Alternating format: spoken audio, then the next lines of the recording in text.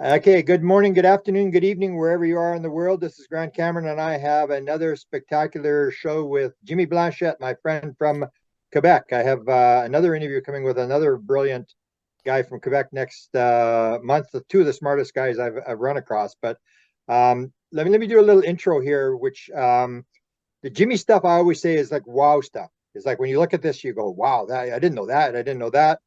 And it basically shows you the intricacies of the universe that you sort of think it's like, oh, it's some random thing and it's just happening.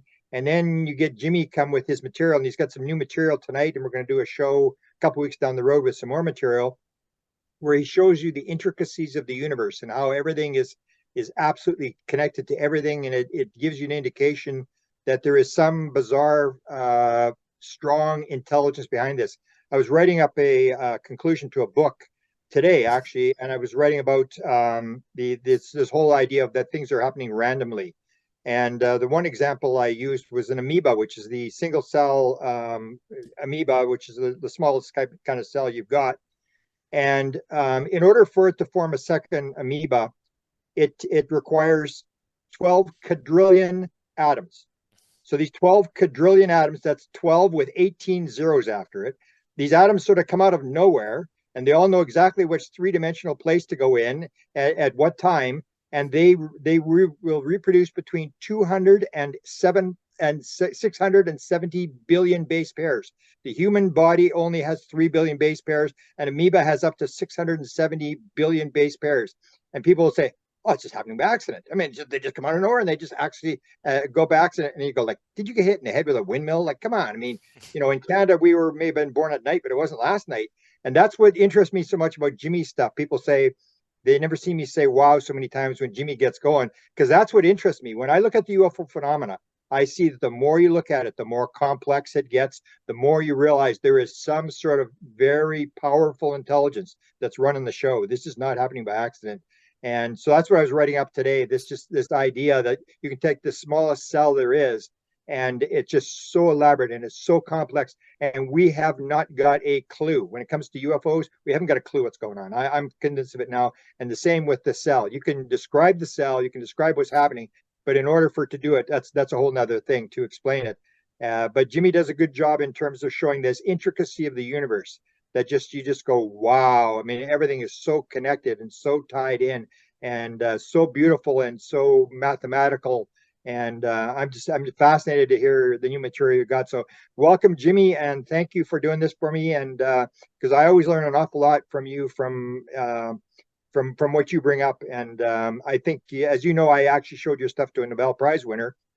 And of course, once you get down that road and you're in that little loop, you're not getting out of the loop. So he didn't catch it. But I think this is, to me, if there was a Nobel Prize to be given, I think this is critically important material that you've put together. However you got it, through inspiration or wherever you got it. But I'm just absolutely amazed every time I hear you talk and how you put all this stuff together and the mathematics of the fine tuning of the universe. Thank you for having me on the show, Grant. Always an honor and a pleasure. I really appreciate the opportunity, as always. It's very exciting. We do have a lot of great material to go through tonight. 70 slides, several short video clips. So, it's going to be, I'm very excited about it. Beautiful. So am I. Let's go. Let's get started here. All right. So let me just share my screen and put the presentation on. And where are you now? You're in California or Arizona? In Arizona. I'm not very far actually from Sedona. Maybe 50 miles from Sedona. Okay. Just landed here by, call it coincidence. Just happened by accident. That's good. All right. Here we go. Can you see the screen? Yes, I can now. Yes. Perfect. Excellent. So I'll just make sure here that I can also see you. Here we go. So what we're going to go through tonight is a little bit of follow up or, a continuation of what we went through last time. I titled this presentation, Non-Human Intelligences Reveal the Keys to the Universe Yielding a New Physics Capable of Transforming Human Civilization. And today we're going to focus on Genesis of Creation, or the origin of creation. Right. Right on. And what's beautiful about it, I heard your intro, which was very fascinating and interesting, is that when we dig deeper and peel off the onion, we realize that, although there's the complexity of what we're seeing is just astronomical, that things cannot just be happen by chance, as you perfectly described. But at the source of it, there's a beauty, there's a simplicity, there's an elegance, really, and that's what I think hopefully we'll be able to show tonight. Let me go to the next slide. So, so genesis of creation, and what we're going to see here is that really everything emerges from the division of the one division of that spark of energy, this spark of light energy, this original source, if you will. And mathematically we represent that by the number one in mathematics, right? The oneness, if you will, everything that is, all that is, all that exists, source, is represented by number one. And very simply, by creating a division in that source energy, through the fundamental harmonic of light 144, we can recreate an entire physics and recreate the quantum space to the material world of physicality we live in, up to the size of the universe, and explain gravity and so on. So we'll go through that. I do have a lot of material to present. Again, we have 70 slides, a few short videos. So we had just to step back a bit. So I'd like to take maybe 15-20 minutes, kind of set up the stage here, revisit a little bit of what we went through last time, just very briefly, to summarize briefly, and show some also, go through a few short video clips to go through some basic principles, because we want to make sure that the audience can follow through the entire interview and understands what we're talking about. So there's some basic concepts like the golden ratio, for instance, and things like that we're going to explain a little bit at the beginning, just to set the stage. It's going to take 15-20 minutes, and then we'll move on to the new material. I strongly suggest for those who are watching or going to be watching this one interview, to also watch the previous one that Grant and I did back in January of 2023. So, boy, it's almost like a year already. So time flies. That was a popular interview. Yeah. There was a lot of viewership on it and interest. So we're very excited about it. I mean, that's really this material. Again, I'm not selling anything here. This material is just really for everyone out there that we can benefit or are interested. So it's really to share with the community. So that past interview, for those interested, you can find it on Grant's YouTube channel, Grant Cameron White House UFO. I put the icon here. You can see how, what icon to click on. And it's also on my own YouTube channel called Human Initiated Contact. It's about a 2-hour interview, a very similar format to what we're going to go through today. So as a brief recap, I mean, some of the key conclusions that, and things we went through last time is that really we live in a holographic universe in which really everything is tuned to this as fundamental harmonic of light 144. And as we'll see today, everything emerges from that very simple division of that oneness, or that spark of energy, or original spark of energy from source, in very simple ways, through the simplest geometric structure, also like the tetrahedron, for instance. And it's also that our physical reality, everything emerges through this spark of light energy, and is expressed in our physical world really through these three ingredients, or these three building blocks, that is harmonic 144, harmonic 432, that most people are very familiar with, and also the golden ratio principle. Now I need to specify here that the harmonic 432 itself is a function of harmonic 144, right? Because if you take harmonic 144 times 3, you get 432, right? So originally everything is from harmonic 144, but physical world, really the expression, it expresses itself with these three building blocks, 144, 432, and the golden ratio principle, which as we'll see in a short video, is really the golden ratio principle is responsible for all growth and fractality in our universe. That's the most efficient way, essentially, to create a division from the one, from the source. And also, one of the key principles here also is that the universe itself is entirely based on geometry. Everything is geometric. And I mean, if we look around us, everything has form and structure, right? It kind of makes sense as well. So it's not very surprising. We also introduced what I call the light encoded reality matrix formula. So this dynamics between these three harmonics of creation, harmonic 144, golden ratio, and 432, is expressed through that very simple formula here. And mathematically, and that's what's fascinating, is that the product of these three harmonics equal to the number 1, right, which represents the holographic universe, all that is in our universe. And I might add, also connects to the consciousness field. Really, that's what is connected to that. And as we'll see, Grant, in our part 2, which we're going to do in a few days, this connects also to the world of singularities and portals. And that's where things get even more quite interesting. So if you look at the right side of this equation here, again, these three ingredients, or these three harmonics, really is what is represented to our physical world. And as we'll see, we presented already in our last interview and also in the previous interview, we showed many connections between these harmonics and everything in the universe, right? Whether it's our planets and the stars and the size of the universe and things like that. So there's really, this is what connects it to what we actually can see, what we can perceive in our physical world. Bottom right here is the kind of high accuracy calculation here that matches that. So for those interested, of course, who are more into the math, they can always, what we'll do actually in some of these slides, I do have some mathematical details. We'll zap through these very quickly just for the record. So anyone can just take a screenshot and go back to these details. But I will not go too much into the details, the math details, just make sure that we can keep the audience with us. The other things that we showed, and then we'll show even more evidence of that today for these latest result of research that I've done over the last few months, is that the non-human intelligence really have communicated and encoded this information very precisely in various ways, whether it's through sightings that experiencer had, whether it's through ancient sacred sites like the Great Pyramid of Giza, which we did a detailed analysis last time, and we see the picture here on the bottom left side, which reveals again this very same harmonic 144, 432 golden ratio.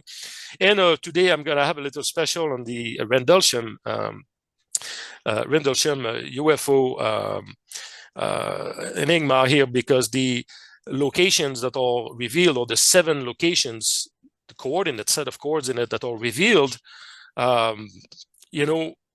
mirrors that as well. And that was a big, to me, surprise, to be honest, Grant, and revelation, because when I completed this work really a few weeks ago, when I came up to the conclusion, I revisited the Rendlesham enigma, and I realized that kind of after the fact that what was encoded in these coordinates was matching the latest findings that I made. So I was really stunned by it, to a very high degree of accuracy. So we'll go through that in some level of details today. Yeah, we should maybe give a background for people who are not familiar with the code. Was that Jim Peniston, one of the people at the site when this thing landed, touched the craft, these symbols on side the craft, and he got this binary code in his head. And it produced these, when they broke it down, it produced these 7 locations, which you're talking about here. So it does come from this bizarre incident that occurred in 1980 at Rendlesham Forest in England. That's right. And this was decoded just decades later, these binary codes. And it's really amazing, the information that comes out of it. And as always, I always encourage the folks out there to read the book that my good friend Gary Osborne co-authored, The Rendlesham Enigma. Gary has made also fantastic discoveries related to the fine structure constant and retrocausality of that as well. And there's a lot into it. So I always encourage the folks out there to look at Gary's work. And so we showed also, and I'm going to show this brief video again because it's very short, that also this information is encoded in sightings and experiences that even like just regular experiencers, we experience. I do have my own, experience as well, which has that information. And we presented last time, and I'm going to show this video again here, a video from my good friend Linda, who has had, is very connected, has had extraordinary sightings and experiences. And she was kind enough and generous enough to share her video with the world. And she had asked me actually just about a year ago, actually, it was in November of 2022, to look at this video and see if I could, find anything that was maybe buried in there. And I found essentially that this connected exactly to what I presented in the last interview, essentially these 3 building blocks of creation: harmonic 144, 432, and golden ratio. So if that's okay, Grant, I will just show this video. Sure. Just this very short video, but I think it's really worth showing it here. So let me just put it on the screen. So what you will see here, for those who have not seen it in the first interview, it's a sighting, an experience that Linda had on demand. She had made a specific request for aspect of the sighting to occur, but we'll see here these objects that all appeared really at the right moment when she was instructed essentially to start a video. And what we see are these objects performing various shapes and various artifact in the sky, and that's what really has actually information encoded in it. So let me just get it started. It's a 30 seconds video, and then we'll get back to the slides.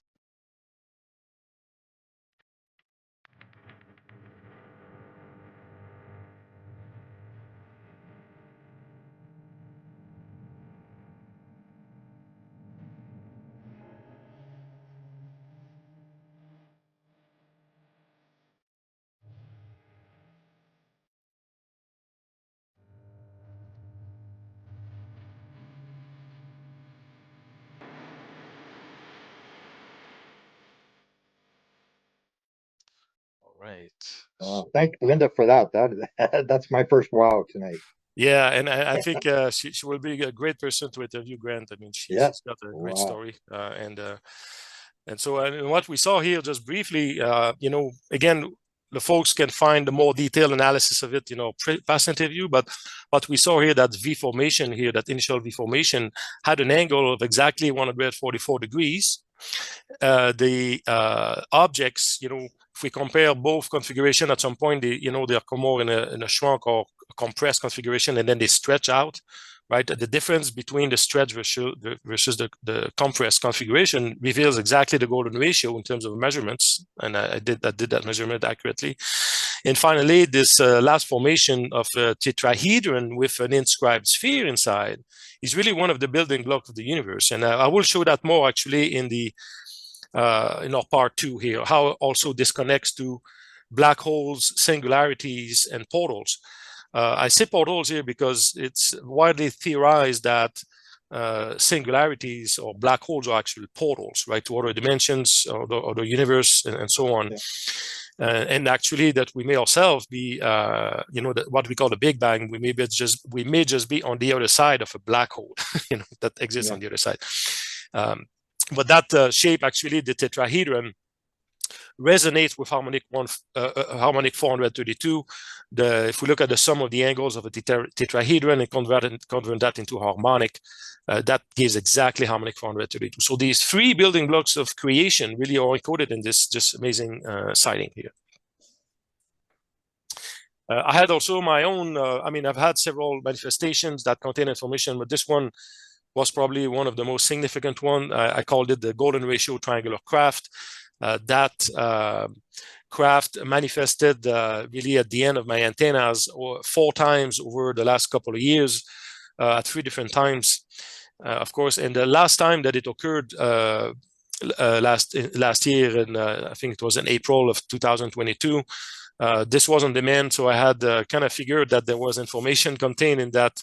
And I had figured, initially my friend David Sarita had noticed that there was a connection to the golden ratio, looking at initially at the craft. And when I did some more research into it, I found that actually there was a lot of information encoded. I will get back to it in a second, but if that's okay, I will share that video. It's also a pretty short video, because it's going to get back also at the end of the presentation here. It's all comes together in terms of revelation here. So let me just get that video started, which is here. All right.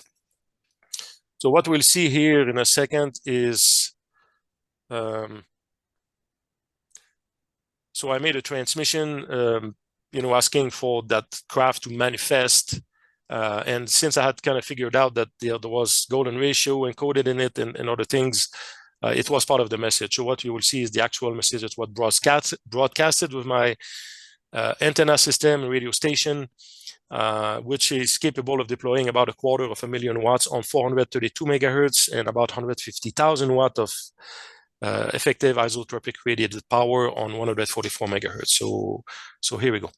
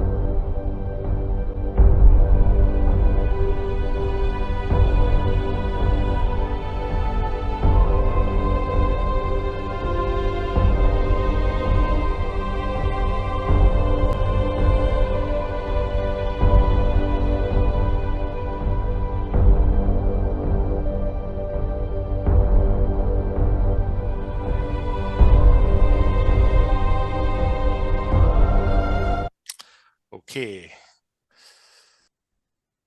So let's go back to the slides.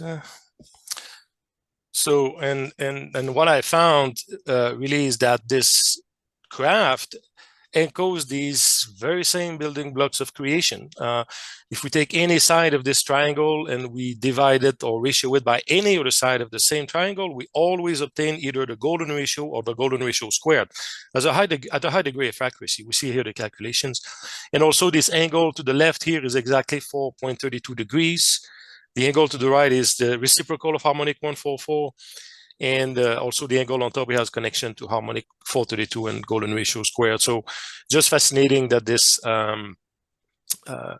manifestation really encodes again the very same information.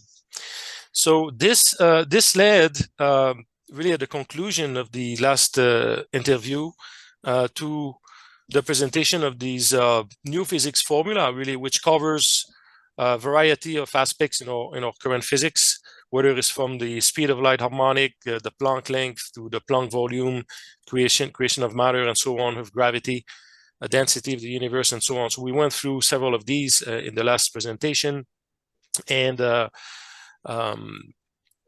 this is really what it came out of that first presentation. So today we'll go a little bit further, and we'll explore further and going in the same direction. And so what I did, Grant, also, following our interview last year in January, in March, I encoded these formulas and I broadcasted them towards space with my radio station, just to see if that will trigger some kind of reaction. And so I have a short video that I'd like to present. So you've not seen that one. So let me take a second here. And when was this video taken? March of 2023. So that was maybe a couple of months after we had the interview. So again, I kind of encoded these formulas and broadcasted them. So let me just show the video here.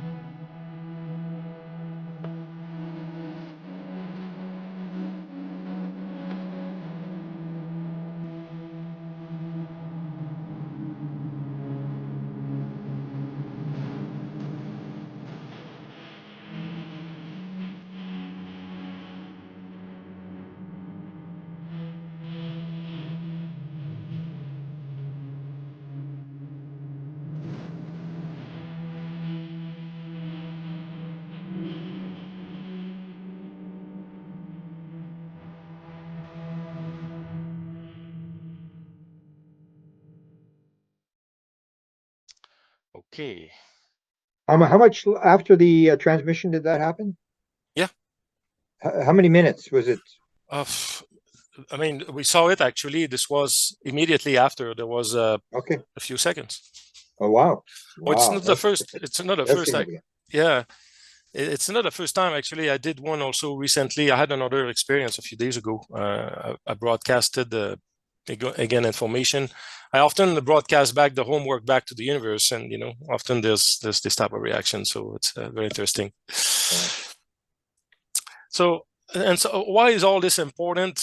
Why should we even care about what the subject we're going to be talking today? Is that once we really understand how the universe operates, how things work, then we really can open the door and tap into free energy, and we saw how it was, it's even possible. Even telepathy. I mean, we saw how, for instance, the brain waves are connected to these harmonics. Healing technologies, anti-gravity, space travel, communication, and things like that. So it really opens the door to everything, right? Because it's really allows us to this knowledge allows us to free humanity from its current dependencies and limitations. Once really I can access how things work.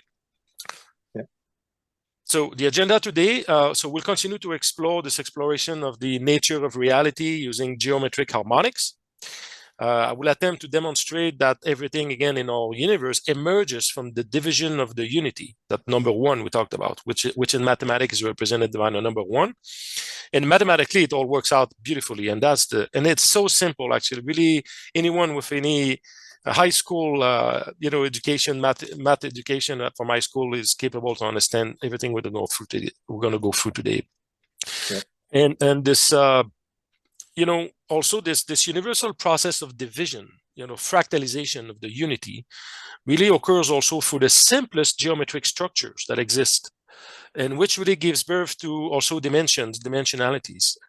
And that's the beauty of it, is that it really appears as if creation is very simple in a sense, right? The way creation operates, it really works through the simplest principle, simplest geometric structure, and so on. And one of the key here, and one of the trick actually, what allows us to even have that perspective, that new perspective, is that we need to look at things, from a geometry standpoint. And what I mean by that is we need to make sure, and that's the key here, is that we use units, whether units of distance or time, that are compatible with geometry. And that's why we talk about geometric harmonics. We need and have to use units of distance and time that are compatible with geometry. Once we do that, then it completely opens up a new perspective on everything. And that's why it's called geometric harmonics. I always want to give credit to one of the pioneers in this field, Bruce Cathy, who I think was the number one pioneer to create some of the mathematics behind it and the principle. And so he's no longer on this planet, unfortunately, but he's done amazing work. So he's a great pioneer in the field. Yeah. I have a slide here, a couple of slides also before I keep going, because I talk about harmonics, and I think this might confuse people. Sometimes people don't exactly know what exactly that means. But really, a harmonic is just an exact multiple of a fundamental frequency. And I have a slide, the next slide will show an example of it. And also in harmonic mathematics, something really, really important is that we can ignore the orders of magnitude, right? Because we're looking at fractals. No matter how much we zoom in or out, we have a reflection always of the same pattern repeating. So we can ignore the zeros or the exponents. So I have an example at the bottom here. So if we look at the left, if we have 0.0432, for instance, that's in harmonic mathematics, that number is equivalent to 0.432. It's also equivalent to 4.32, to harmonic 432, right? So it's the same number. You can essentially, ignore the zeros here. So this is all the same harmonic, as we can see. And this is an example here, what we're talking about in terms of harmonic, right? So if we take, in our case, the fundamental harmonic of light, that spark of light, that energy that's foundational, primordial, if you would, at the source of everything, is 144. That's the number that is fundamental. So we call it in harmonics the fundamental. And if we multiply by 2, right, 2 times 144, we get 288. 288 is the first harmonic of the fundamental. It's really that simple. If we multiply the third multiply by 3, 144 times 3, we get harmonic 432. That everybody is pretty familiar with. And that is the second harmonic, right? And so we keep going. Multiply by 4, we get 576, which is the third harmonic. Multiply by 5, we get 722, which is the fourth harmonic, and it goes on this way. Interestingly, when we reach the ninth harmonic, right, so we have a multiple of 10. Obviously, 144 times 10, we get 1440. But since we can ignore the 0, we end up with the same fundamental again, this harmonic 144. And people are pretty familiar. I mean, people have heard about this famous number 9, right? That when you add numbers for digital compression, you can get to number 9. So that's really 9 is the meaning of 9. Really is means completion, right? That's the completion of a cycle. So we see it being reflected in essentially here, that once we reach the ninth harmonic, we get back to the equivalent of the fundamental. So that's all that is really. So that's why we're talking about here harmonic 144, 432, right? These are just harmonics of the fundamental 144. The other thing also, and then lastly here, just before we keep going, there are for the people to be able to follow what we're going to be talking about, and especially for those who are interested in some of the mathematics of it, there are some very 4 basic rules to follow, when we do geometric harmonics. As I said earlier, the first one is to ensure we use unit of distance that are compatible of geometry. So in our case, we're always going to be using the nautical miles. And this was developed by Bruce Cathy, which I talked about earlier. So the nautical mile is the unit of distance that we're going to use that really gives us this new perspective on everything.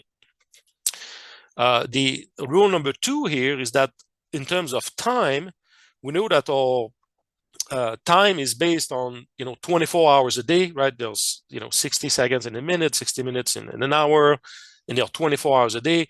But the geometric time, the unit of time that's actually compatible or in sync with geometry is based on number 27, not 24. So all we do really essentially is to apply a very simple conversion factor, right, when we're dealing with unit of time through all the stuff that we're going to go through. And we just apply this conversion factor, 27 over 24, to essentially create this time unit that's compatible with geometry, which again gives us this perspective, this new perspective on everything of physics. That was developed by Bruce Cathy also, this to apply this conversion factor.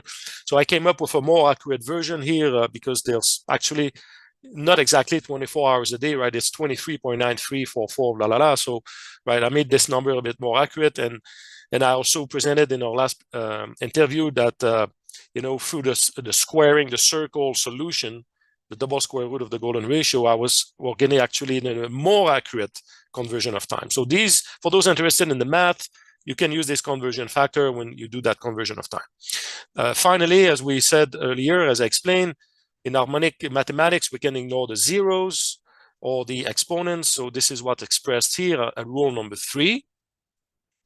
And finally, the rule number 4 is that in geometric harmonics, a geometric volume, because the space that we perceive as being empty is actually not empty, right? The space is full of energy. And that's what often people refer to the 0-point energy, or you can tap into this infinite amount of energy, the 0-point energy. And so when we have a volume, in a geometric volume, well, that volume is full of energy, right? And so if we express that volume in terms of geometric harmonics, then the energy corresponding to that will also be expressed in terms of geometric harmonics. So essentially, volume equal energy in our case. So these 4 basic rules, that's all we need really for those who are interested to go dig deeper in the mathematics of it. And here's an example, right? If we take the speed of light that people know about, and it's very known in science, of course.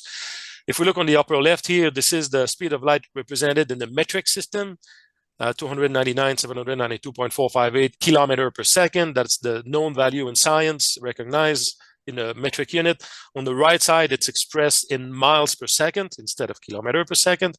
But once we convert, the speed of light into geometric harmonics units, which again, we use the nautical miles per geometric second, well, we end up with this high accuracy speed of light that's calculated, 143,526.736. So that is the actual high accuracy speed of light harmonic expressed in geometric harmonic term, which you round it up, essentially, again, you see that the speed of light is perfectly tuned to harmonic 144 again, right? 143.5, it's at 99.7%. So this is a representative, and this is very powerful. This is the proof, really, that what we're talking about here, that when we convert these factors, these units that we see in science, when we convert that into the proper geometric harmonic units in nautical miles per geometric second, we see this new reality that everything is tuned to this harmonic 144, and that's what's revealed here. And in our case, in the formulas that we're showing throughout that presentation, that harmonic 144 is represented by this letter C. Just like Einstein, used the letter C for the speed of light, right? E equal mc squared, right? It's the same representation. Letter C here is the speed of light harmonic. In this case, the speed of light harmonic 144. All right. So this is the brief recap on the past and some of the rules. So we'll move forward into the new material here of the presentation. And as I discussed earlier, and this is really recent material, Grant, because I had a lot of this realization, and everything came up together in the July-August time frame that just passed, and everything connected. So I was able really to come up with more unified theory, if you will, and explain, get to the root as to why things are the way they are, right? And not only the connection to this harmonic, but why, for instance, the physics constants that we know of, or the mathematical constant, and many of the how things works, really where that origin, what's the origin, and that's really the essence of this title, the genesis of creation, which means really the origin of creation. And whether the folks out there want to, people have their own belief, of course, some may relate this to the source, the creator, the oneness, all that is. Some may be more scientifically based, will refer or look at it more from a Big Bang theory standpoint, where this singularity just essentially expanded, when created the universe we live in. So regardless of the, where we're coming from, really the results we're going to see here are the same.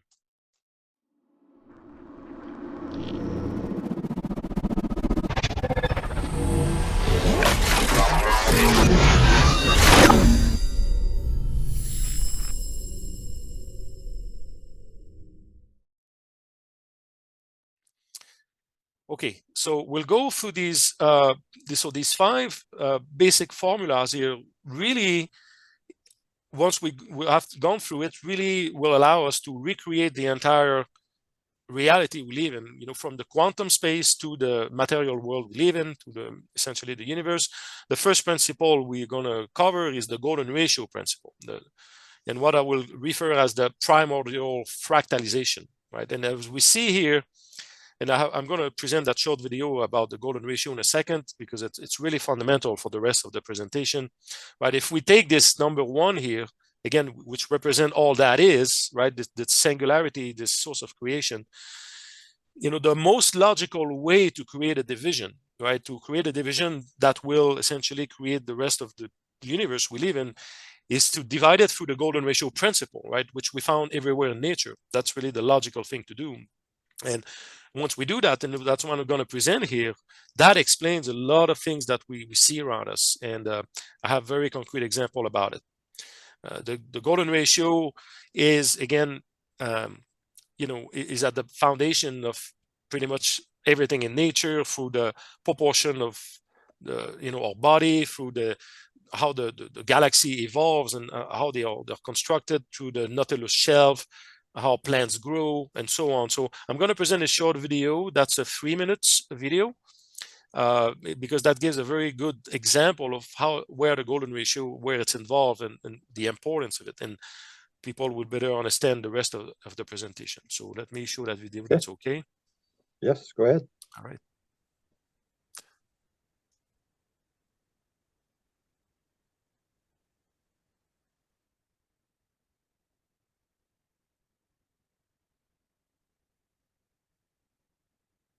All right, so this ratio of 1 to 1.6, and this is the ratio that's called the golden ratio, a 1 to 1.6 ratio. Growing and expanding to the rate of the golden ratio spiral allows the maximum amount of rain to be directed down to the roots of many plants. And remarkably, when you study nature, you see the golden Fibonacci numbers like 3, 5, 8, 13, all of that again and again in the seed pattern spirals of plants, as well as in the number of petals. Next time you're bored and have a sunflower, try counting the number of seeds in the sunflower spiral, the golden ratio. Or maybe try something else with a spiral, like a pine cone or pineapple. So we could spend all day counting the seeds of flowers and plants and fruit. I mean, you get the idea. But we don't just see this golden ratio sequence on a small scale. This ratio is the mathematical sequence in the spirals of our storms, tornadoes, hurricanes. These all spin in this golden sequence, 1 to 1.6. Even the waves can be measured using this ratio. But it doesn't stop there. Modern technology continues to be mystified by the far-reaching scope of the golden ratio, from the alignment of the planets to the spirals of our Milky Way galaxy, as well as the spirals of other ratios in planets. Now let's take this closer to home. I want you to hold out your arm. And look at the distance between your shoulder and your elbow, and then from your elbow to your fingertips. Notice how your elbow, from your shoulder to your elbow is 1, and then from your elbow to your fingertips is 1.6. Pretty crazy, huh? But it doesn't stop there. Now take that further. The distance from your fingertips to your wrist is 1, and from your wrist to your elbow is 1.6. Keep it going. From the furthest tip of your finger to the bottom of your fingers is 1, and from the bottom of your fingers to your wrist is 1.6. Now check out the spacing of your knuckles, 1 to 1.6. Are you getting freaked out yet? Think about this. The head to your belly button, 1, and then belly button to your feet, 1.6. From your toes to your knees, and from your knees to your hips, golden ratio. Ever wonder why your 2 front teeth are so much bigger? Golden ratio. The pupils of your eyes, I mean, you name it, your whole body is the symphony of the golden ratio. In fact, as you are listening to this video, the sound waves are passing through your ear in a perfect golden spiral. Scientists have discovered that the golden ratio pattern is necessary for the human brain, the neural system, our sense organs, and our lung system. The golden ratio sequence is even in the helix of our DNA, and it forms the very rhythm of our heartbeat pattern.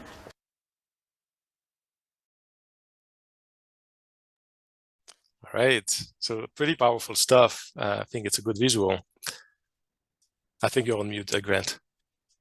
Yeah, that is pretty powerful stuff. Wow. So let me get back to the presentation. So yeah, so I mean, what we see here really is that the golden ratio principle really is the expression of creation, right? I mean, it's all over our body. This is how we've made, and we see it across the nature. So, all right, so now we get into the new material, Grant. So I discovered that the golden ratio itself, this principle of nature, is in fact just the product or the division, the result of the division of that unity here, that number 1 over the product of harmonic 144 and harmonic 432. It's that simple, and it's quite remarkable. So again, we're playing again here with the same building blocks of creation, right? Harmonic 144, 432. Essentially, the golden ratio, it can be represented by that. And what we see here to the right side is the simplified version, because as I described earlier, harmonic 432 is 3 times 144, right? So everything again can be reduced to this fundamental harmonic of light, this spark of light energy, harmonic 144, and that's what this expression is. So this is the simplified expression which represents the golden ratio. This slide here is, I won't go in detail, but again, this is one of these detailed slides that I just want to zap and show on the screen for a few seconds. For those interested in doing the math, they can go a bit deeper on it. But what we see here is really if we use the high accuracy speed of light harmonic in this version here, we have a match of 99.994% match between the golden ratio and this expression, right? This harmonic 144 times harmonic 432. So I call it really, again, it kind of makes sense that, if we take all that is, the source, the creation, source creation, and we create a division using the golden ratio principle, which is the most logical thing to do, really we see and we can explain great things in nature.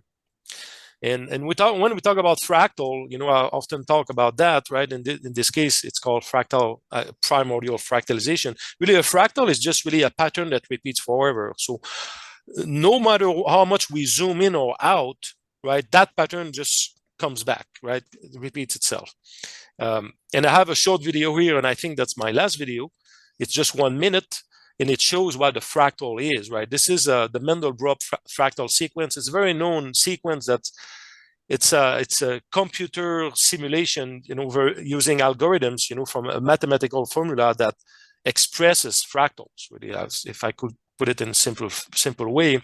And so this video will show what when we're talking about fractals. So let me just play this. It's just 1 minute.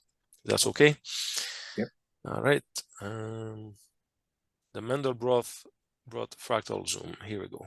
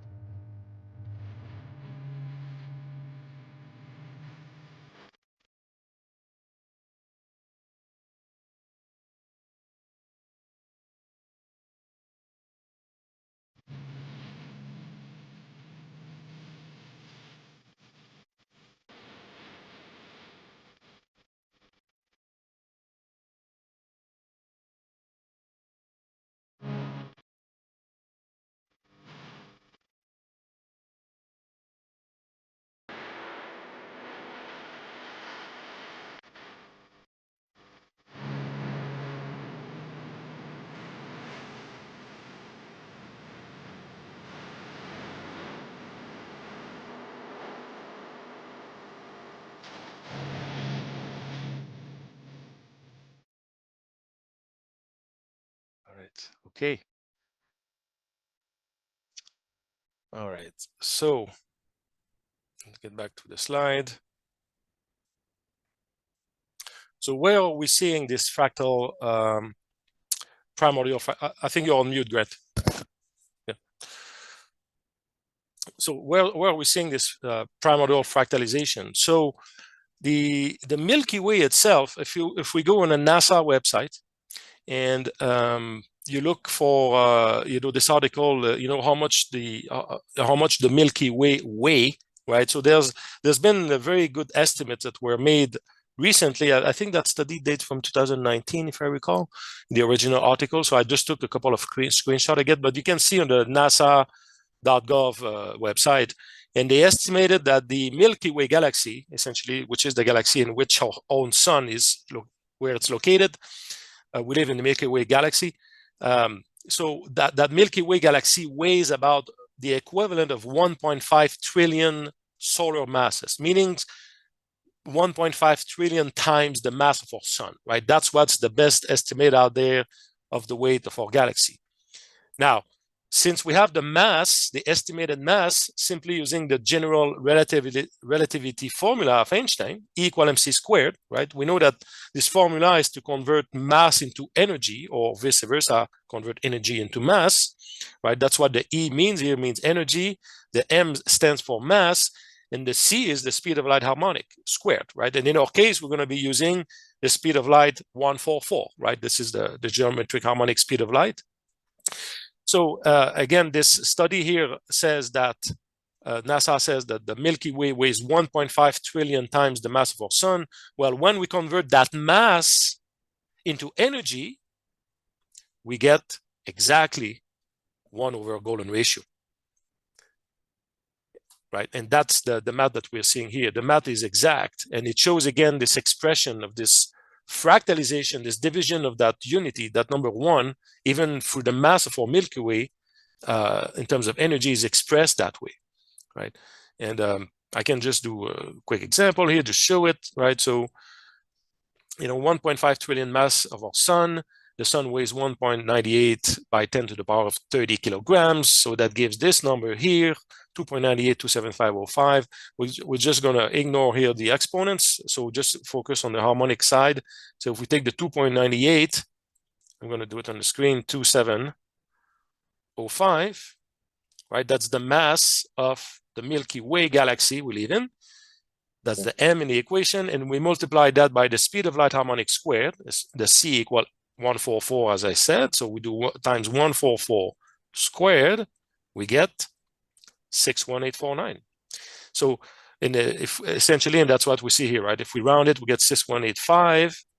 So and the 1 over the golden ratio, the number is 0.6180, right? That's the reciprocal of the golden ratio, 0.6180, and we get 0.6185. So there's 99.93% match, again, which demonstrates that mathematically the energy contained in our own galaxy, the Milky Way, is exactly represented by 1 over a golden ratio.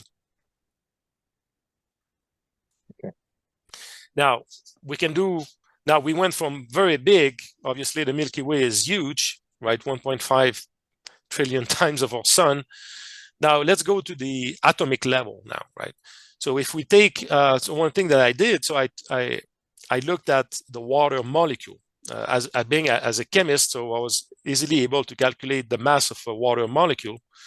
And if we calculate the mass, again, and using the E equal mc squared and calculate the energy, when we convert that mass into pure energy, what that represents, what are we getting? We're getting exactly, again, 1 over golden ratio.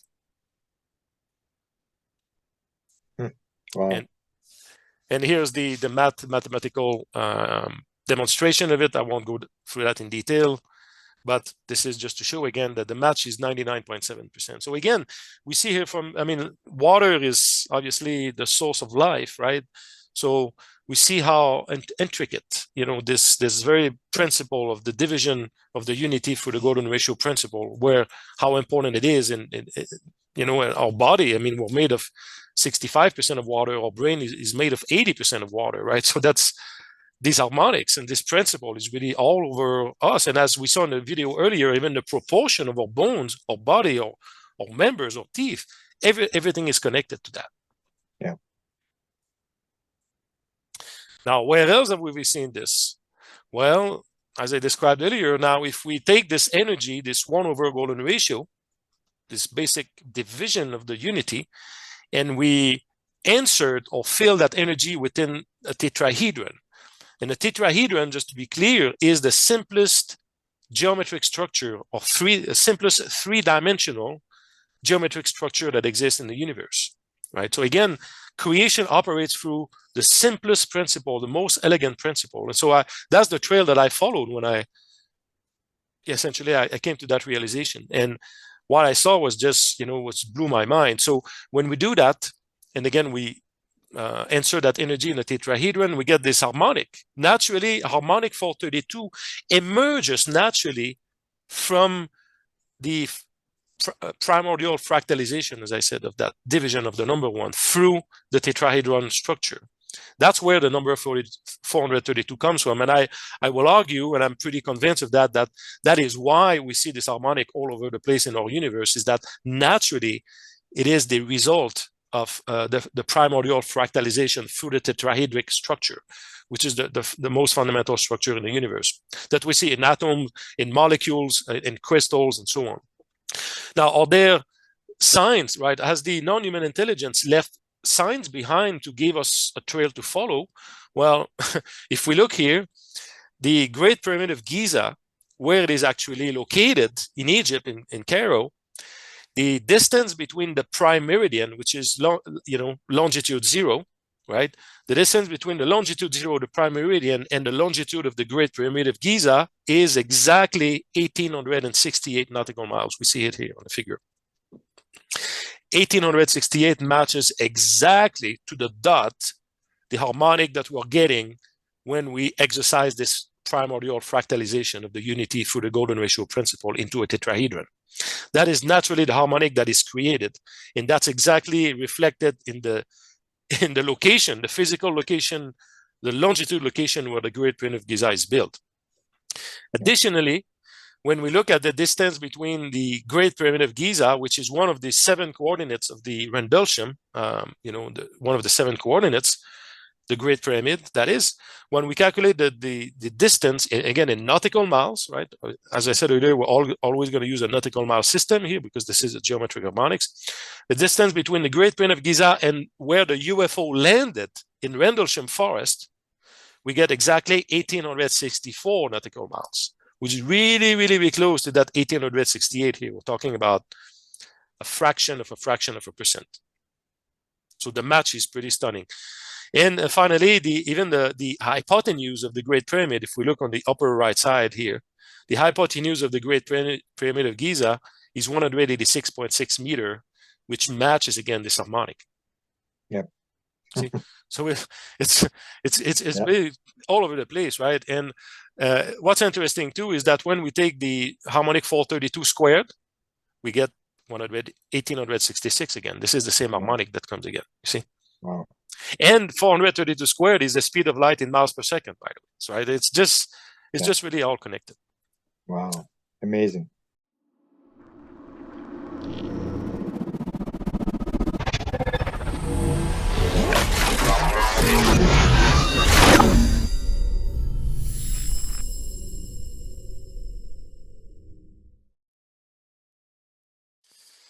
All right, so let's go to item number 2 here. Now that we've talked about one of the fundamental principle of division and fractalization, that was the golden ratio, now we'll get into how the quantum space up to the physical reality, the material world we live in, how it's been created, following this very basic principle, which are very, very simple. So I have a short video here. That is my last video about the Planck length, right? Because we're going to be talking about that quite extensively, because really the Planck length is the smallest oscillation of energy that can exist at the quantum space. That's really the fundamental pixel of energy that exists, that is at the foundation of everything. So, and that has been encoded again everywhere in many ancient sacred sites in Egypt. I will show later. So I'd like to show this short video here just for the audience to understand what the Planck length is and then we'll get back to the slide if that's okay. Ready to rock and roll. Perfect. All right. So let me get started with the video. Here we go. So here's the Planck length.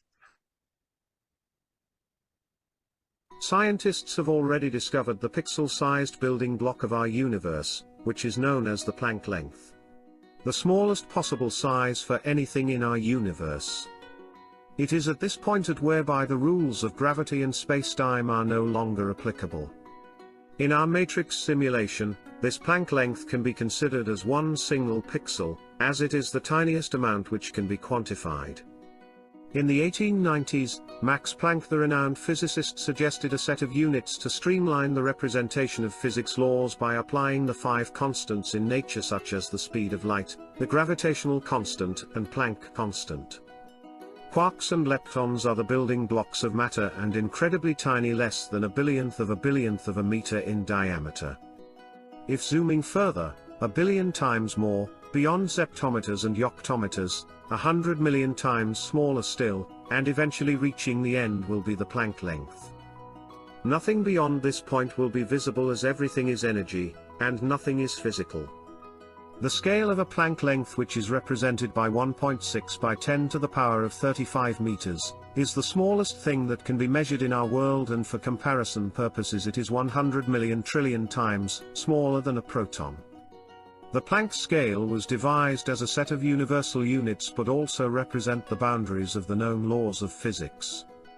Any space smaller than the Planck length does not work, as the physics completely break down. At the Planck scale, physicists theorize the 4 fundamental forces: gravity, the weak force, electromagnetism, and the strong force unite into a single force of energy. Thank you for watching, and do not forget to like and subscribe. All right. So as we can see here, the Planck length is really foundational. And so the question is, where is this coming from, right? And so when I kind of figured out this basic principle that everything emerged through the simple division of the unity, naturally I thought, okay, if we take a circle, if we go to the left side here, if we take a circle, again, a circle has 360 degrees, right? It's very well known in geometry, 360 degrees in a circle. So if we establish that the diameter of that circle is equal to the unity, that famous number 1 we've been talking about from the beginning, what will be the length of each degree in order to obtain a circle that has a diameter of 1, right? That is what came to my mind, and I tried to resolve. So simply to get that answer, all we need to do in terms of mathematics is simply we take the pi constant and we divide it by 360 degrees in a circle, and that gives us that diameter of 1, right, that we're looking for. And when we do that, I was absolutely stunned. I was not expecting that results, but it worked out perfectly. When we do that, we obtain exactly the Planck length. Wow. So essentially, this fundamental pixel of energy, the smallest oscillation of energy that can exist at the quantum scale, is the result of the division of the unity through that 360 degree circle. It's really that simple as geometry. And that's not known, Grant. This is really something that just has never been looked at. And it's very simple. So let me show you on the screen. We'll do it because, again, it's so simple.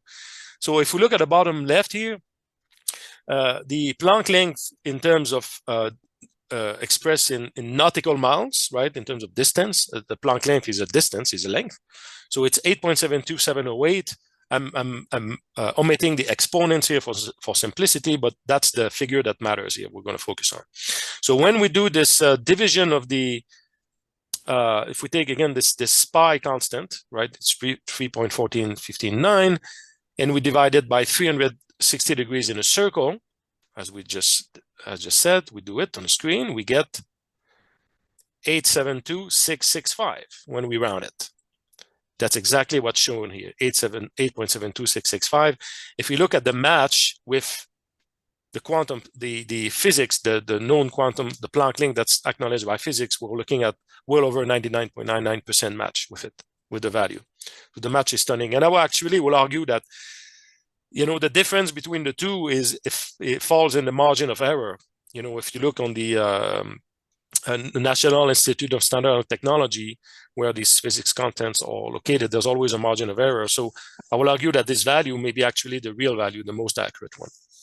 And in terms of representation, when we simplify this expression into golden ratio or harmonic 144, we can essentially simplify this expression, and it becomes it can be expressed by the golden ratio squared over 3, and we get this figure here, which again matches very nicely the Planck length. You there, Jimmy? Yeah, we're good.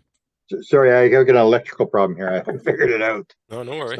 I got an electrical problem in the house. I'm not sure what to do, but as soon as we finish this, I'll try to solve what's going on here. Okay. All right. Okay. So yeah, right. So we just demonstrated here how we could obtain the Planck length using this just basic principle I talked about, and this can be simplified with this expression here. Because, let me give that to the next slide.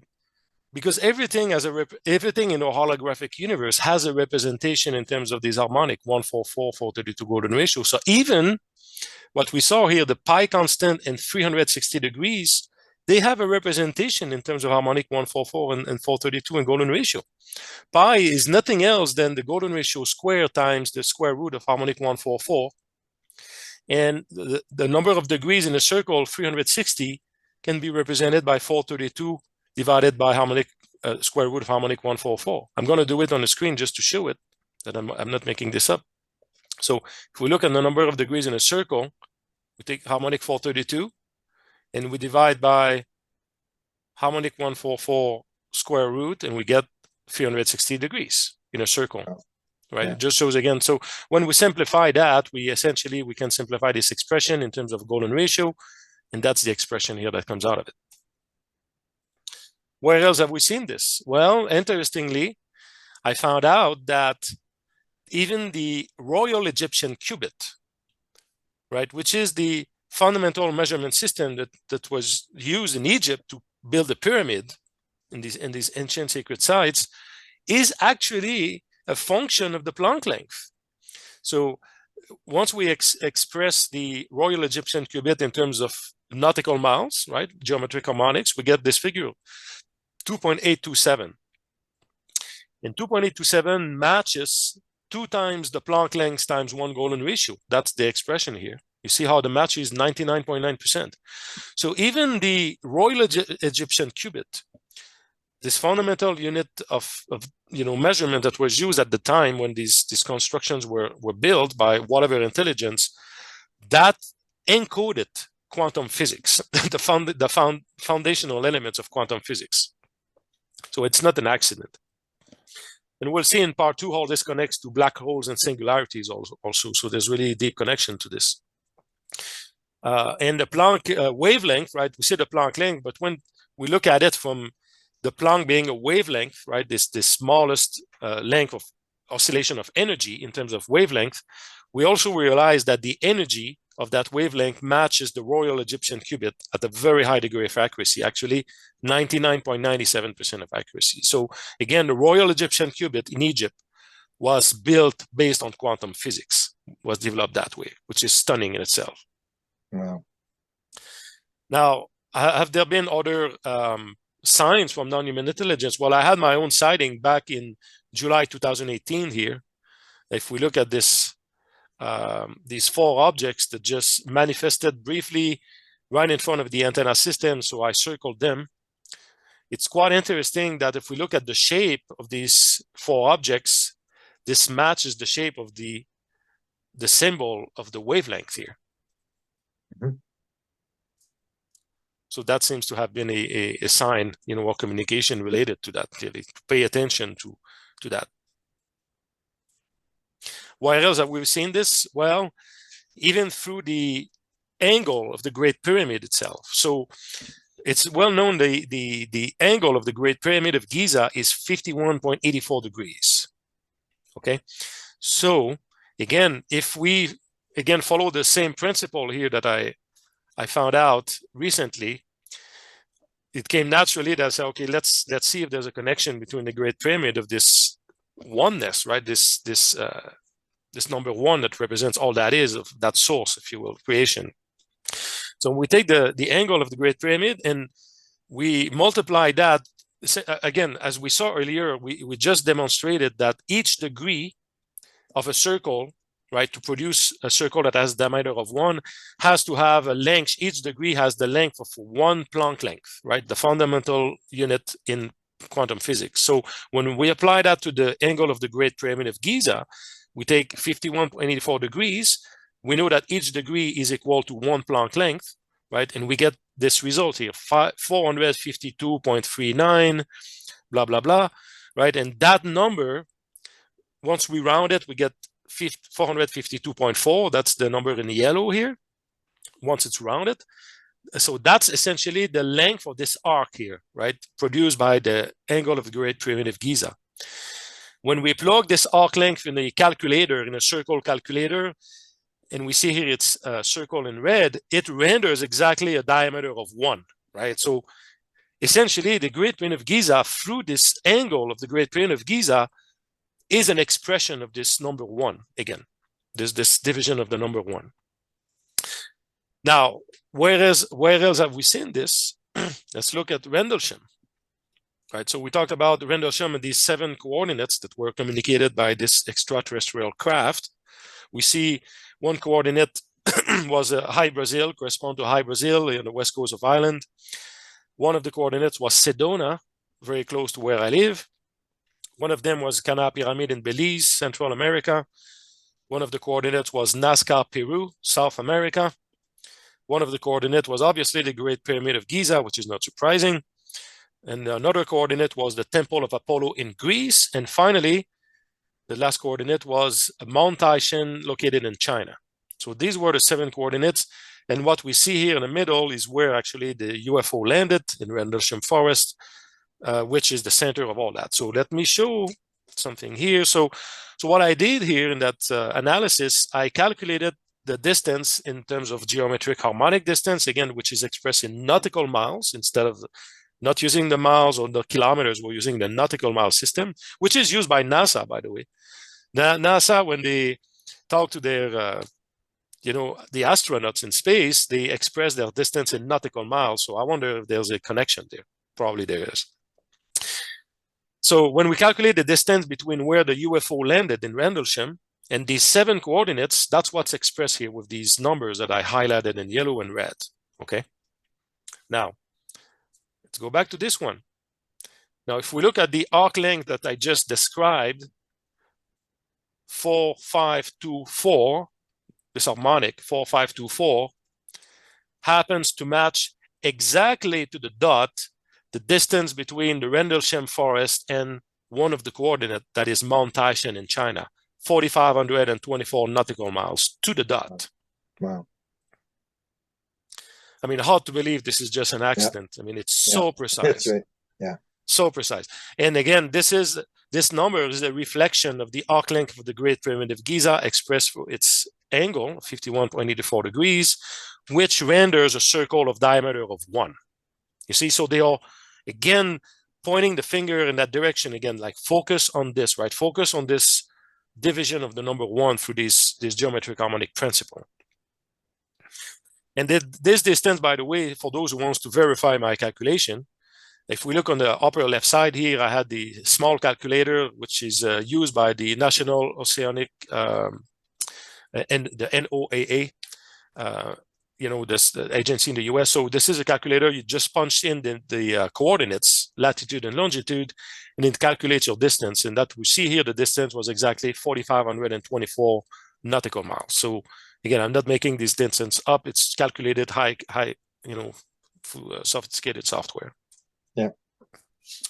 Okay, so let's move on now. Now that we've established where the Planck length, the fundamental pixel of energy at the quantum space origin, we're going to create dimensions from there, right? So if we look at the Planck length as a 2-dimensional systems, within a circle here, right? Yeah. So if we create a sphere now, which is 3-dimensional, right? So we go up in 1 dimension, we create a dimension, but that sphere, again, must have the Planck length in terms of diameter, right? So if we want to represent the smallest sphere of energy that can exist at the quantum scale, like that pixel of energy, the smallest pixel of energy in the 3D world we live in, right? That's logically what we will kind of conceptualize. And that's what I did by creating this sphere with this diameter equivalent to the Planck length. So I calculated the volume energy of that sphere. I got that figure 347.97, which in terms of harmonic 144 can be represented by 1 over 2c. I'm going to show that in a second. And 1 over 2c, when we do that, let me show it on the screen. If we take 2 times the speed of light harmonic 144, because c equal 144, right? So 2c equal 2 times 144, we get 288. We do 1 over x. In the formula, we get 347.2. That is what's in that sphere here. So amazingly, Grant, that number, that energy happens to match exactly the energy or the average energy of the subatomic particles that creates our material world. Wow. So this kind of logic or this path that we just followed, right, just logically of using the Planck length, we create a smaller sphere of energy using the Planck length as the diameter of that sphere. We calculate the volume energy, we end up with this figure of 347.2. And again, that happens to match the energy of the subatomic particles that creates our material world. I'm going to get a bit more depth into that in a second here. And that's the representation here. So that energy is, 1 over 2 times the speed of light harmonic 144, creates all the protons and neutrons that are in the atoms that, makes up our material world.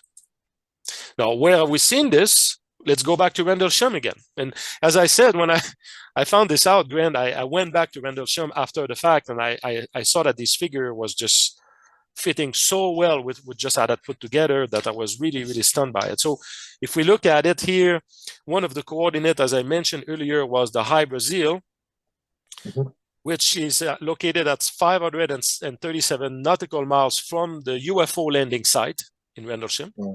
And the Great Pyramid of Giza, which is another coordinate, 1,864 nautical miles from the UFO landing site. When we ratio these two figures together, we get 347.1, which matches perfectly that figure we just looked at, 347.2, which is the energy of the subatomic particles making up our material world. Wow. Let me do it on the screen so I can show that I'm not making this up. So let's say 1,864, which is the distance between Rendlesham and the Great Pyramid. And we ratio that, we divide that by 537, which is the distance from the Rendlesham to High Brazil. And we get 347.1, which is the figure that I just showed here. So I just wanted to demonstrate it. Yeah. And so this is a very powerful. So the match is 99.98% here of accuracy. Here's another one, which is also related to Rendlesham, which I really discovered very, very recently. So two of the coordinates, one of the coordinates, as I said, is Sedona, not far from where I live, which has a distance of 4,529 nautical miles between Sedona and Rendlesham Forest. And the other coordinate is Mount Taishan in China, which is at a distance of 4,524 nautical miles from the Rendlesham Forest landing site. Interestingly, we see these two figures are very similar, right? 4,529, 4,524. And for a long time, I wondered why they were so close, but they were not identical. And I started doubting. I said, maybe the software I'm using to calculate this distance, there's some inaccuracy. And because it's quite remarkable that these two coordinates are very like a mirror image from each other, right? If we look at it, it's like a mirror reflection on one side to the other. But I recently found out that that difference between the two was not an accident. It was on purpose. The intelligence did it on purpose. So when we calculate the difference between these two, distance, 4,529 minus 4,524, we get a difference of only 5 nautical miles, right? Yeah. And when we ratio that difference over the speed of light harmonic 144, we get exactly 347.2. Yeah. which is again this Planck sphere volume that we've been talking about. And let me do it on the screen here. So I take 5 the difference between the two. We divide that by harmonic 144, we get 347.2 to the dot, 100% accuracy. And this was not an accident. Again, they were pointing the finger here at the energy of the subatomic particles that makes up our physical world. And we'll see how this all ties in together.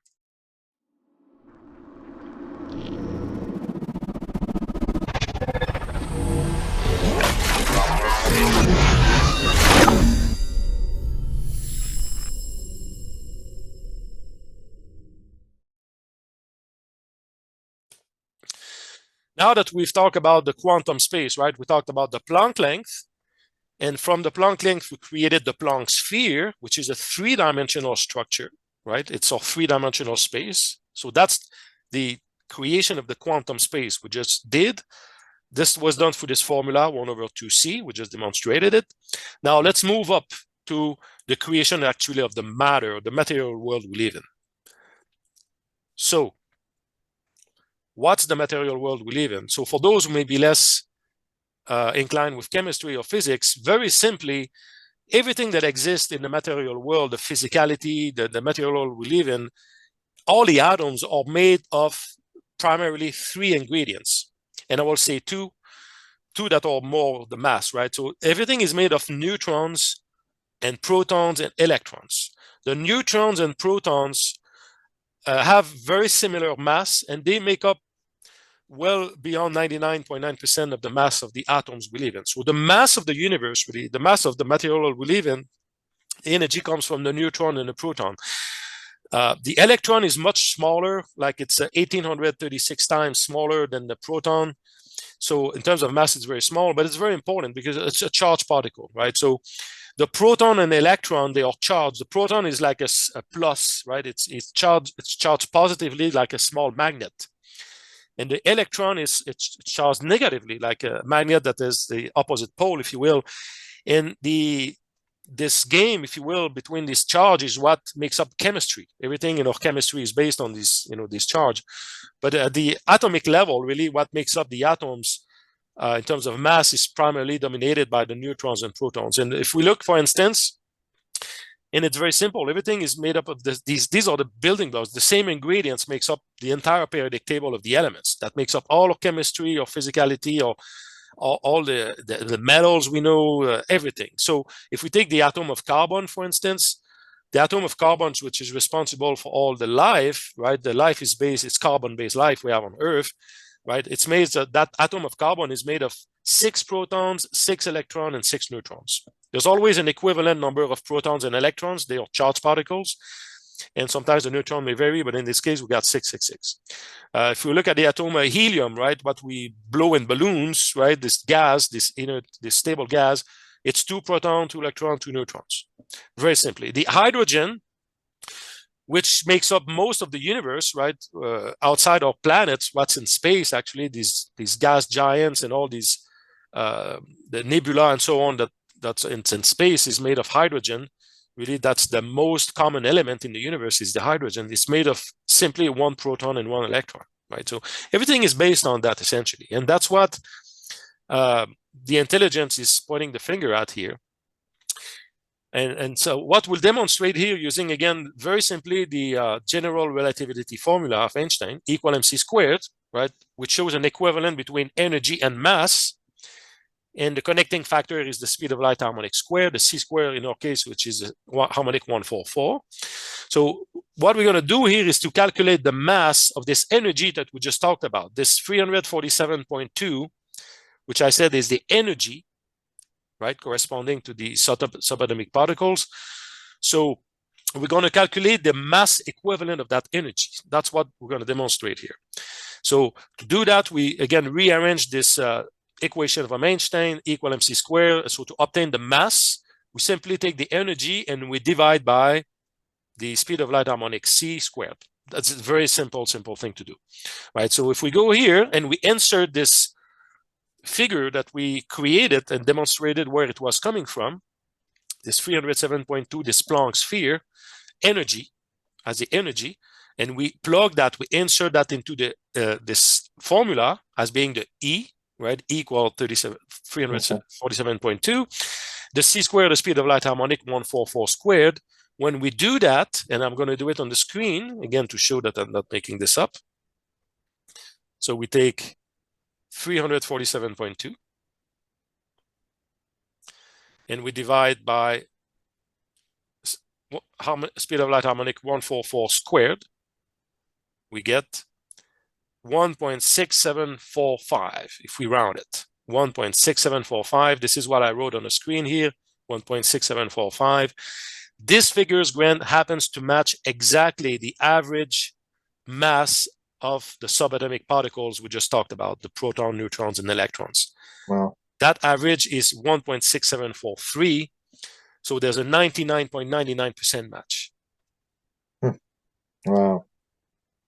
So essentially what we just demonstrated here is how matter is created, where it is coming from, why it is the way that it is. We just demonstrated it in a very, very simple form. And that information, again, was encoded, clearly in Rendlesham. We just saw it, and it's also encoded in many other places. The simplified formula for it, the creation of the material world, can be simplified by 1/2c cubed. I mean, that's what gives us the mass of all the subatomic particles, or the average mass of subatomic particles that makes up the periodic table of elements that creates all the atoms and really molecules that makes up our physicality, or physical world.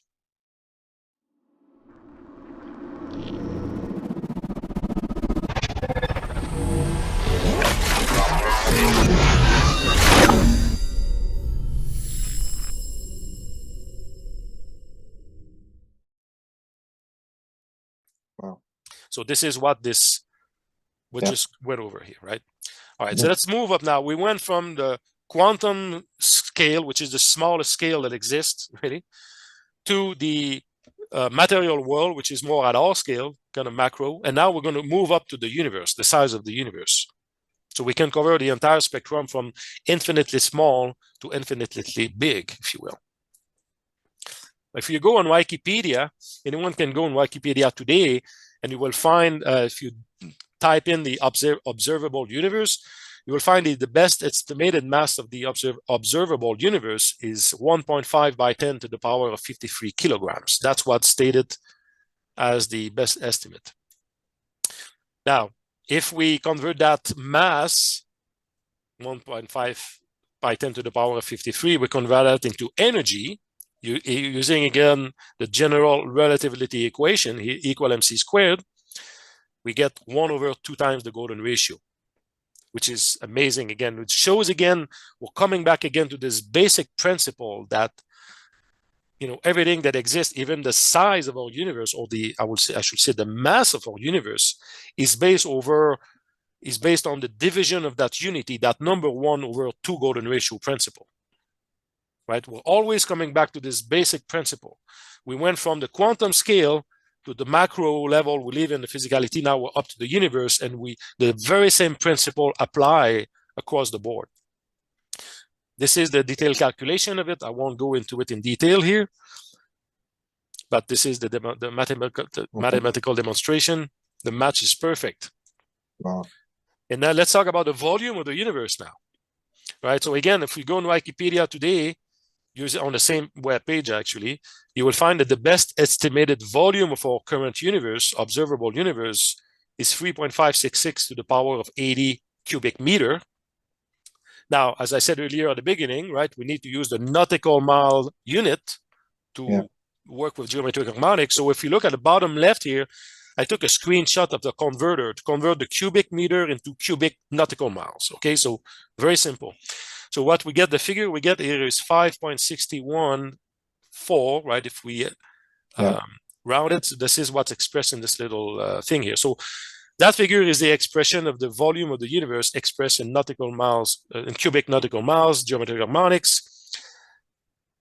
And this actually can be simplified simply when we convert that into energy, because as I said at the beginning, right, the volume equal energy. Space is not empty. Space is full of energy.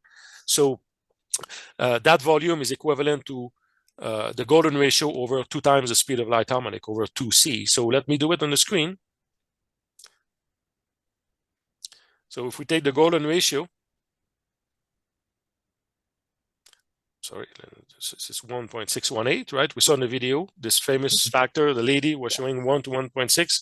So we do 1.618. I'm going to add some digit here.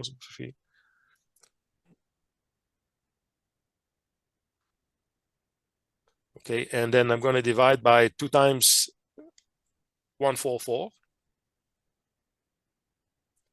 We get 561.8, right? So 561.8, and we go back. If you see at the bottom what we're getting, or the circle 561.4. I mean, the match is just amazing. Amazing. Right. Again, we're using the same building blocks of creation now. Amazingly, Grant, and this part really blew my mind when I discovered that. You know, we saw earlier, we went from the subatomic particles, the energy of the subatomic particles being the equivalent of 347.2, right? And it was in Rendlesham all over the place, 347.2. So this is the atomic scale, a subatomic scale. If we scale this up by only one golden ratio, we multiply by one golden ratio, we end up with the volume of the universe. So essentially what it says is that the universe itself is a fractal, is a simple fractal of the quantum space. So that video that we saw earlier, right, where it was kept zooming in, and the same fractal, the same structure just shows up over and over again. Essentially what this math is telling us here is that even the universe we live in, the big size of the universe is just a fractal, a mirror image of the quantum scale. And we see the match is 99.92% between what we'll find in classical physics and what this calculation shows. I represented it differently here, and this is also very, very recent discovery. Now, again, if we ratio that energy of the subatomic particles energy, 347.2, but this time we're keeping the exponents, right? It's very, very small, as we saw in the quantum scale, the smallest thing that can exist. And we ratio that over the size of the universe, which is really, really, really big. It's 561 by 10 to the power of 68 nautical miles cubed. That ratio match exactly 1 over golden ratio. Wow. We're coming back to this primordial fractalization of that unity, that number 1 here, at 99.93% of accuracy. I mean, the match is stunning. And the thing that actually in this ratio here, what surprised me even the most is that when we kept the exponents, right, going from by 10 to the power of negative 117, which is super small, and we ratio over the size of the universe, which is super big, the difference in order of magnitude is exactly 186. That's this figure here. So essentially there's 186 zeros of difference, order of magnitudes, between the smallest thing at the quantum scale versus the total size of the universe. And that 186, if you recall, match exactly that in sphere within the tetrahedron that we showed earlier, that harmonic 1868. That was encoded in the longitude of the Great Pyramid, which is equivalent to 432 squared, right? And I'll do it on the screen again. It's all coming back again. So if I do 432 and we square it, we get this factor 186, this harmonic. That is the number of zeros difference between the smallest thing at the quantum scale versus the size of the universe. So we're really, it's amazing. We're really looking at essentially a universe that's folded within itself, right? We have in our physical world, we have a sense of size, that things are big and small, but in reality, it's all one. It's all a singularity, if you will, and it's you know. You got it. You got it. And the last thing I wanted to show here, okay, where have we seen this? Well, let's go back to Rendlesham again. If we look at the distance between the UFO landing site in Rendlesham to the coordinates of the Nazca plane, that was one of the coordinates here, the distance was exactly 5,616 nautical miles. And 5,616 is exactly the size or the volume of the universe. Wow. Wow. How can this be a coincidence or an accident? Yeah, exactly. Exactly. Right. And finally, if you recall the golden ratio triangular craft, the video that I showed earlier of this manifestation that I've had 4 times already, this triangle is very special, right? So if we plug here on this side, the side B of this triangle, as being the energy of that Planck sphere we talked about, right? The energy at the subatomic scale, 347.2. By the geometry of this triangle, and I have the calculator here at the bottom. I use again, I'm not making up these numbers. This comes from softwares and calculations that are very accurate. Because of the shape of this very special triangle, the bottom segment here, the bottom segment will match 561.0, which match also the volume of the universe. Wow. So this golden ratio triangular graph is like a tool again, right? It's again expresses the very same dynamics, this universal dynamics from the quantum scale to the macrocosm to the size of the universe to the very high degree of accuracy. Yeah. And what I recently discovered, and will be part of the part number 2 when we go through the part number 2, Grant, if you look at this small segment here, again, if we follow the same principle, the segment will match 216, or the 432 divided by 2. This happens to match the radius of a singularity. So when we're going to go into black holes and singularity calculations related to portals, that's going to match that. And so that's something that I just discovered very recently. Wow. Amazing.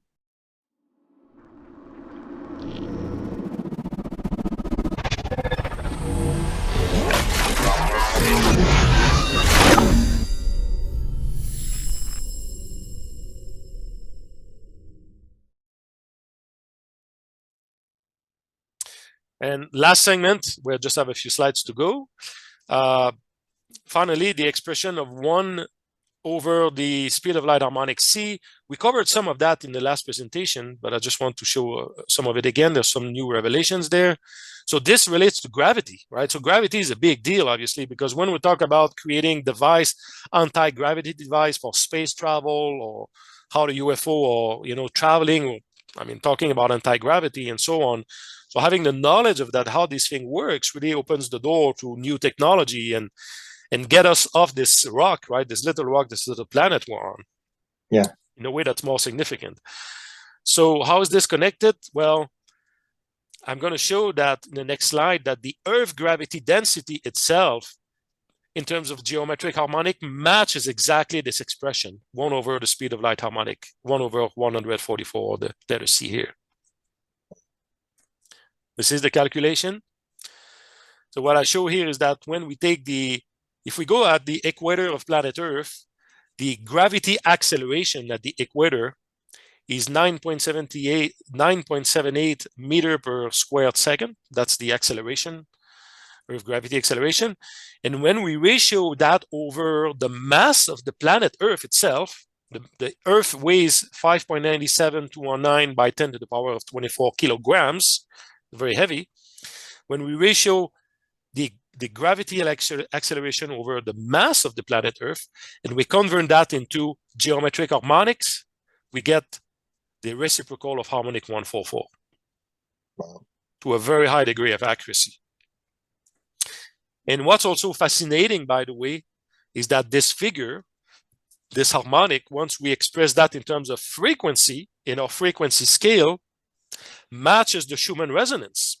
7.84 versus 7.83. So it is likely that the Schumann resonance that we're actually measuring of planet Earth has a connection actually to this gravity density that nobody really has looked into really deeply.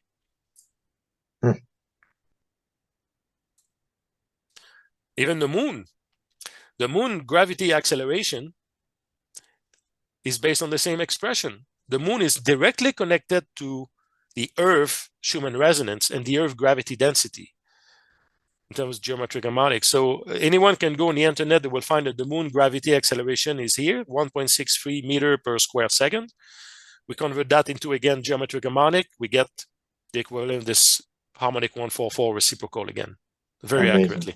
Amazing. And now what's interesting too is that many have speculated, I mean, it's kind of common knowledge that the moon has an impact on people, right? Even, I mean, if you just look at the fertility cycle, of females, right? It's the number of days matches the revolution or rotation cycle of the moon. We know that the moon, when it's a full moon, right, there seems to be an impact on people. Well, now we know why, because this harmonic, this gravity acceleration of the moon itself is connected to gravity acceleration of planet Earth. But also, as I'm going to show, this is the last slide, and I showed that slide in the last presentation, Grant, is that this harmonic is also connected to our brain waves, right? If we look at the hypnagogic state, our brainwave is between 7 and 8 hertz, so 7.83 hertz, which is a Schumann resonance, matches our brain waves at that frequency, and also is connected to the moon gravity acceleration. So we see where everything is connected. The moon, the Earth, and our brain waves is really a system here, and the accuracy is very high, 99.97% match. And Tesla had figured this out, by the way. I mean, he was using this, for, I don't recall if I told that story, but Tesla, one of the things he used to do was to sit in a chair with big balls of metals in his hands. Until he fell asleep. And when he fell asleep, this ball, fell on the floor. That woke him up in that fraction of seconds when he was in that state, had these genius ideas coming to him. And now it kind of makes sense, because he was in a state where his brain waves were in harmonic resonance with this fundamental harmonic of light 144. And this ends this presentation. Wow. When I look at this, Jimmy, I think you get the Newton stuff when he sort of revolutionized it, and then quantum physics. This is almost like a new thing that may take a couple of years, but I think you're the first guy to get to the bottom of this, that the relationships and this sort of how everything is related to everything, and it's all connected to this one idea that comes out of Eastern mysticism and teachings and stuff like that. And it's channelers bring it up, and I'm just amazed that I'm honored to have been sort of one of the first people to get to see this, because it's just, you look at it and you go like, I mean, he's on to something that's pretty significant here. Well, thank you, Grant. And again, I always appreciate having the opportunity to present this material on your platform. I mean, really, my goal is to share this information with as many people as possible. Many people will pick it up, some have some background in engineering, science, and whatever. And even just from a spiritual standpoint, there's things that are pretty deep there in terms of meaning and significance, and also connection to our galactic family. I mean, we see, even through experiencers, even my own experience of other experiencers, there's connection to this. And also connection to the ufology, the history of ufology. I mean, how often, there's been documentaries about Rendlesham, for instance, and all these things, and people are turning around, but there's something really fundamental there that is communicated to us. It's just no doubt about it. And to me, it's very clear that the intelligence has been putting right in our face the building blocks of creation and how things work, and just waiting for us to pick it up and develop technologies that will be beneficial for humanity and free us from our current dependency, so we can take off this little rock we're on and start exploring and connecting with our galactic family. And I think it's all part of this great awakening that's happening right now. They linked all the symbols and the mathematics back in the Egyptians, and then Rendlesham Forest was the next thing where you picked up on it, and it's the same thing. That's the message. It's this intricacy is how things are related, and when you start digging, you realize that it's all connected, and you can start to use this mathematics to understand what's really going on. Oh yeah, just fascinating. And they are a very practical application to this. I was talking earlier about space travel and things like that, but if you just look at our brain waves, right? We know what state we need to be into to maybe access this information, or higher frequencies to access more information and things like that. That clearly Tesla seemed to have been understood and picked up on it. But also, even practically speaking, I didn't show it here. I have like a deck now, Grant. I think my slide deck is like 900 slides that I have. So I had to pick Yeah. small fraction to make it understandable and focus on it. Yeah. That was the hard part. But I can show, for instance, that we can create alloys and material in terms of material science and nanotechnology, that once we tune the energy of the material we're dealing with, that we're trying to develop, when we tune it to these harmonics, we get special properties. Just to give an example, if we take the aspirin, the aspirin, which is commonly known, which is known as the miracle drug, right? Nobody knew, even the science doesn't know aspirin is miracle like that. I found that you take the molecule of aspirin, you convert that into energy, you get and you feed that into the tetrahedron, you get exactly an harmonic 144, right? Wow. And same if you look at the atom of iron, which is the most stable atom that exists at the atomic level. That's why the stars, within the stars there's nuclear fusion, right? But when you have fused all the atoms that you could and you reach the atom of iron, the nuclear fusion within the star can no longer proceed, because this is the most stable nucleus that exists. So I did the analysis on the nucleus of iron to see if there was something special.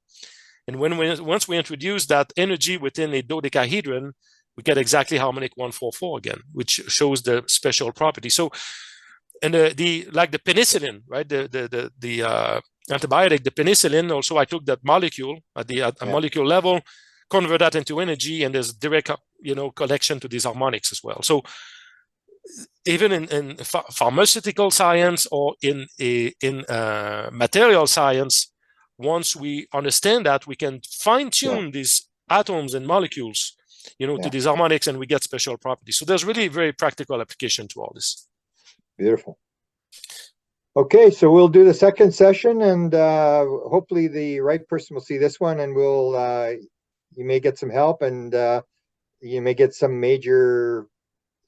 scientist that picks up on it and gets it out there and really publicizes it with you. Yeah, I mean, again, my goal is to make this accessible, and I think it's a matter of time, because it's pretty obvious. You just have to watch it, that you can see that you're onto something very significant here in terms of how things work.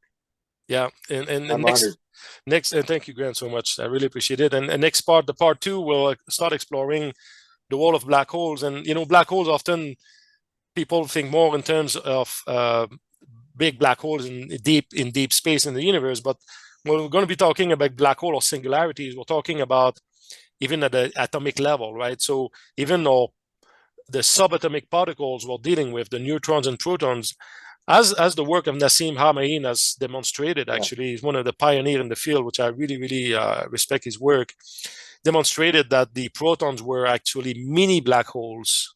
And when we look at it that way, and we access that, we can access this infinite potential of energy, what often people refer as 0-point energy.